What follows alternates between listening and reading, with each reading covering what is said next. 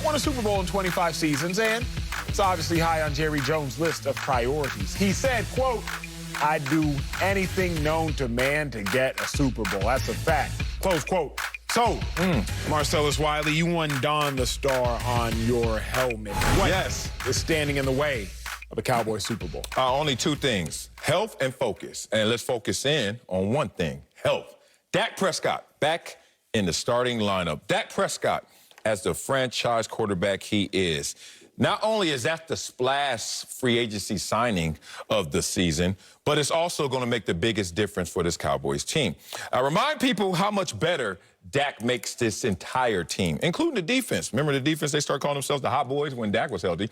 They didn't call themselves Jack when he was gone. When they were like, nah, Andy Dalton, no nickname for you. So the Cowboys defense last year, let's talk about how they turned the corner from week 11 on. I know you stopped watching. That's what happens when a team is not that good. But this is the same team that had the most takeaways from week 11 on. And 11th in scoring. 5th fewest giveaways in that span. But let's talk about it in totality. 7th most takeaways last season, and 11th ranked pass defense. Why is Dak so important? I gave you why he shouldn't be important. What does defense have to do with it other than complimentary football? Let's talk about Ezekiel Elliott, who, without Dak, 78 yards a game. With Dak, 108. And he got a six-pack again. CeeDee Lamb, he goes up 30 yards per game. Amari Cooper goes up 20. Michael Gallup goes up 25 yards per game, just because Dak's in the building. Now, why is that so important? Because everyone looks at the Dallas Cowboys like, you guys have underachieved. Yes, by the talent. But there's also circumstances, the health and the focus. You know that the Cowboys since 2019 have the best record in the NFC East? And that includes the injury to Dak Prescott. Why does that matter? Oh, look at Acho's face. Look at Acho doing the dance. What was that, the Giannis when he was walking off the court? NFC East. Yeah. Hey, why does that matter? You win the NFC East, what do you get? Playoff seed, right? And home game. Let's be real about this. So here's the thing about the Dallas Cowboys. Since they will win this division, because Dak is 19-6 in this division since his rookie season. Really 16-3. He lost 3 his rookie year. Woo!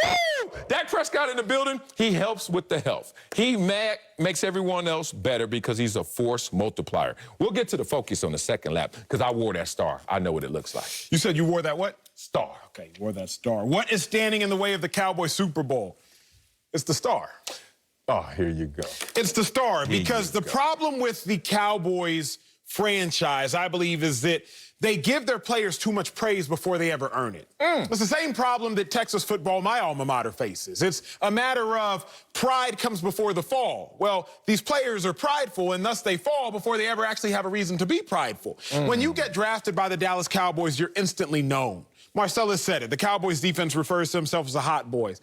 How do you have a nickname when you're historically one of the worst defenses the league has ever seen? But y'all got a nickname. And worse, we know your nickname. It's not like you got a nickname just amongst yourselves. You got a nickname that national media members know only because you donned the star. I worked at the Star for 2 years, 16 and 17. When you walk into One Cowboys Way in Frisco, instantly when you walk into that practice facility, you're greeted by $1 million of chandeliers. True story. $1 million. Chandeliers, chandeliers, chandeliers. The other thing you must walk by is the Cowboys Super Bowl trophies and the corresponding rings. The other thing you see as soon as you walk into the practice facility, huge glass window looks onto the field, and you know if Jerry Jones is there for one reason and one reason only. There's a helicopter. There's a helicopter sitting on the practice field, and if it is there, Jerry is there. If the helicopter is not there, Jerry Jones is not there. The reason the Cowboys haven't won a Super Bowl is the star. The star, it means too much for players that have not earned it. The current Cowboys players are living off of the laurels and accomplishments of Michael Irvin, Troy Aikman, Emmitt Smith, Larry Allen, Darren Woodson. Like, they're living off of the legacy of those that came before them. The teams that win titles, college or pro, you got to grind. And all grinds aren't created equal. Me and Sal have this conversation on air. Just because you're a professional athlete doesn't mean you have a professional work ethic. All grinds aren't created equal. And the Cowboys, you instantly, when you get drafted, you're a little bit full. You're a little bit full off ego. You're a little bit full off pride. You're a little bit full off praise. And if you're a little bit full, it's hard to work like you're hungry. And I don't think the Cowboys are acquiring Super Bowls because their players are a little bit full, because they are being fed off of victories that they never actually won themselves. Man, all right. You got to my second point. Focus. Keeping your eyes on the prize. A lot of the things you just said there, I experienced as well. I had one of my worst years as a Dallas Cowboy, but I didn't feel the pain of having one of my worst years as a Dallas Cowboy. That star protected me. I used to walk around just sitting there like, I know that the floor is higher in Dallas because that's why the ceiling is so much higher in Dallas. What does that really mean? That means even if you're at your lowest point, it's kind of high. I played in Buffalo. I played in Jacksonville. Played in San Diego. It's weird that my Dallas bad year felt like kind of my normal years other places. I was like, wait a minute. It's supposed to feel a little pinch, a little sting, not necessarily there. It reminds me of when you watch movies and period pieces and you see the king there and he's ailing and he's elder and he's about to croak and everyone hates the prince that's in line for succession, and they talk trash about him all the time. I hope he doesn't become king. He's never going to be a great king. And then soon they say, hi, Prince, hi, Prince. That's how the Dallas Cowboys treat you. Like, I get that, but let's not paint that and distort what that really means, because all these teams have luxury. All these team owners are billionaires. All these teams have helicopters. I was just yesterday at SoFi Stadium. Chargers, shout out to the Charger family. I went in the owner's suite.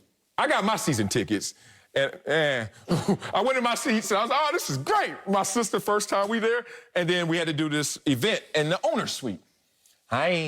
Before you get to the owner's suite, you get to the owner's lounge. I was like, is this the stadium? Because this lounge is as big as the stadium. Then you get to the suite, and you're like, goodness. We can't doom and damn the Rams and the Chargers because they're now living and playing in the best stadium in the world as, oh, well, that's going to be the reason why you guys don't make it. So it's a focus issue. As I always tell you, focus is having $1 million dots on the wall, helicopters, $1 million chandeliers, Jerry Jones staring at you, glass windows, whatever it may be, and knowing which ones to prioritize. So that's on the Dallas Cowboys like it's on any team. You get Tom Brady, it's not that much easier, even though you got a great. You have to learn to focus. I will say this, we're saying similar things different ways. So when I talk, and you've noticed this at times, there's a reason when I start to talk and I start to talk a little faster, I close my eyes. And I researched it one time, and because I was just doing it naturally, but I closed my eyes because it's easier to think when you have no visual distractions. So I'll start to close my eyes when I start to talk because I can find my words better without looking at other things. Cowboys got too many distractions. I'm not going to doom the Chargers or doom the Rams. I'm not going to doom the Cowboys, but I'm going to bring it to the viewer's attention as, why ain't the Cowboys good? I'll tell y'all. Because they have so many distractions, it's hard to focus. So it's the nail on the head.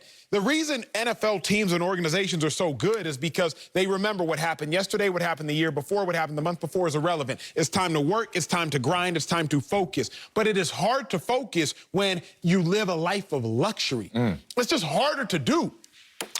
But my last lap, the reason the Cowboys really can't win a Super Bowl as it stands now is Jerry Jones. Don't do that.